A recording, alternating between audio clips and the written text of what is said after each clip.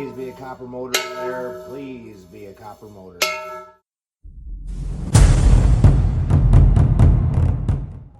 All right, welcome back, everybody. Hope you guys have had a great week. We have got this big cooling fan off of a big commercial air conditioner.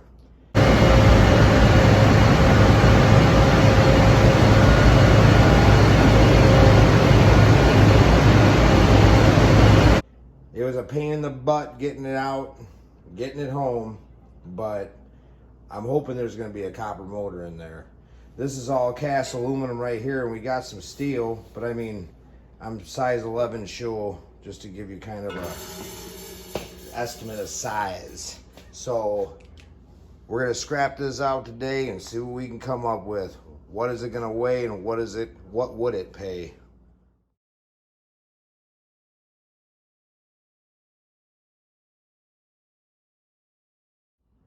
All right, now that we got the back taken off, now I've never taken one of these apart, don't know what to expect. This nice cage here, we're gonna get a weight on it, but one of my buddies that's real into plants, and he does a lot of, I guess it'd be homesteading, his own gardening and everything. He'd like to use this for some of his plants to hang, so he's gonna be getting this, but we'll get a weight on it. But I have no clue what to expect in here at all. So let me get I'll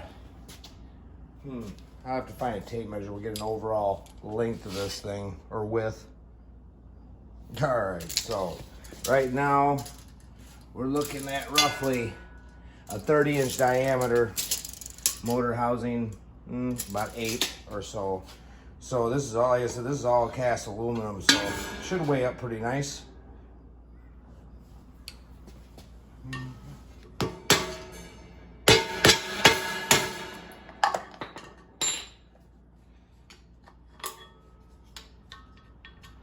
Boy, howdy. All right. Get this up in the vise, I do believe. This is gonna be something. Before we get in the vise, I want to get a quick weight just on this, on just the motor and the blades, just for a reference where we started. So we're looking at, I don't know, 53 pounds just for that. So we'll do totals on what just that would be, you know, before you go further.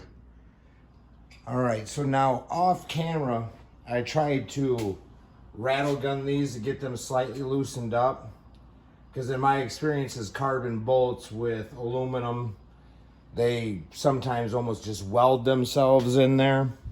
So I can probably get a couple out, and then we're gonna have to do a little razzle dazzle to get the rest out. I mean, grinder.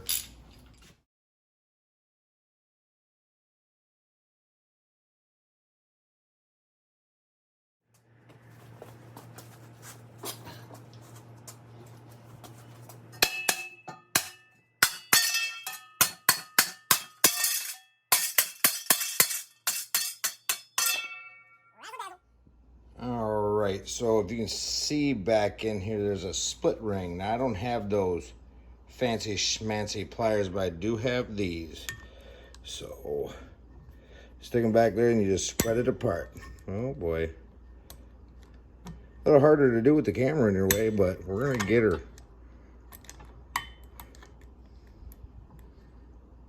And there she be.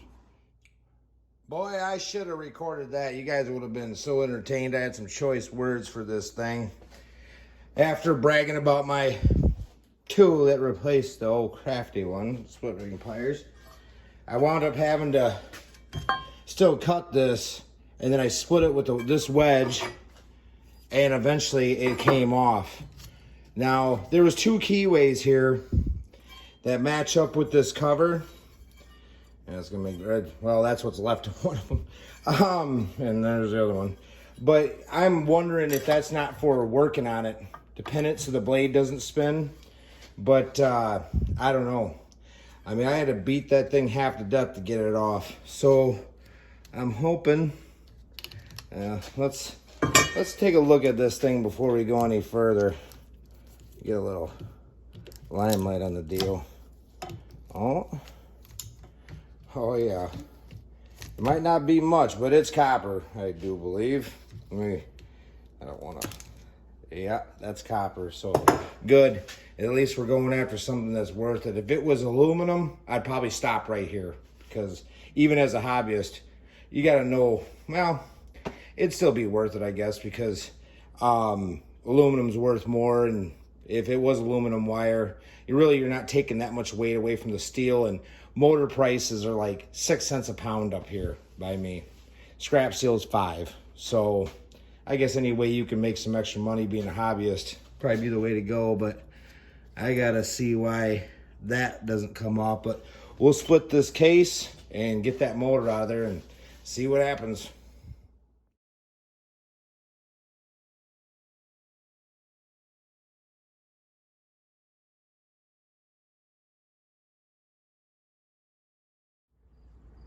All right, so yeah, this has been a little bit of a fighter, but I just decided to cut both sides. Could not break that to get it out for nothing, so hopefully this splits it.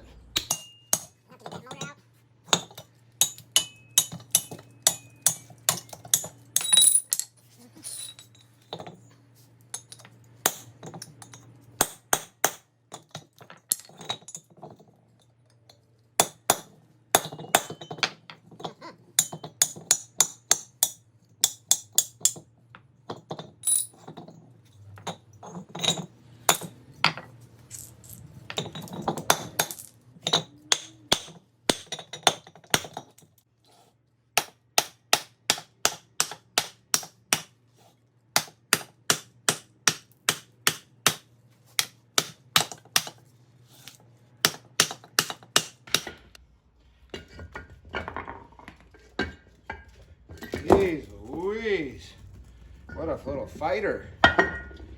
Now, that could be part of the thing. This interior steel part's like molded, or they must have poured it around there, because that is not coming out. And as you can see here,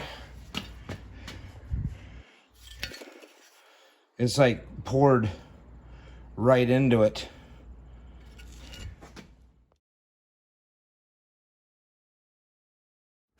Okay, so as soon as I cut this end off, I realized, doggone it, I've been wanting to try something different, and that's to split this down the middle to pull this out. Saved a little bit. I'm gonna hammer this, and we're gonna see how easy it is to pull out. Now I'm stuck with a sticky situation of how to get this stuff out, but we'll figure that out. Doggone, I wanted to do it a little bit different, but here it goes.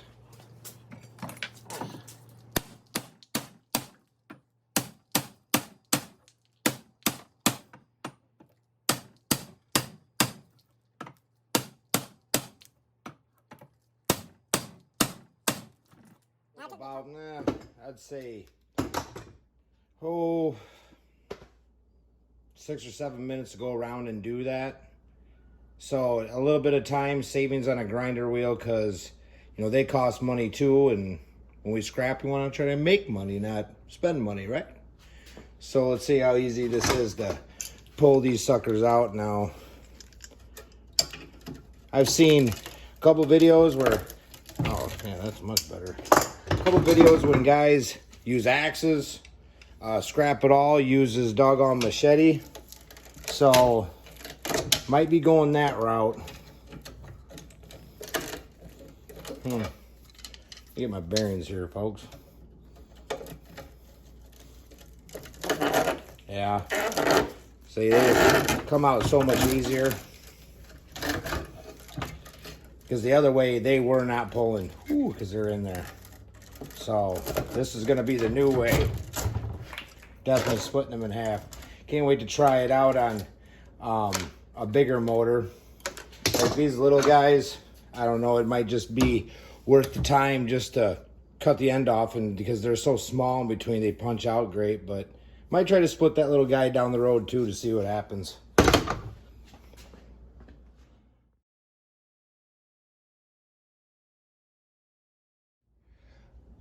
Okie dokie, folks. We got extremely, or I should say, I got extremely lucky. Wondering how to get these out since I admitted to messing up. Well, the center, it dawned on me like, well, it's cast aluminum. So I just drove that sucker through, broke it off. Now I'm able to get these out. And like I said, this whole splitting them in half thing is going to become my new way of doing it because, I mean, this stuff comes out effortlessly now. I mean, after trial and error and mistake after mistake after mistake, but, you know, I guess we all learn somehow, huh?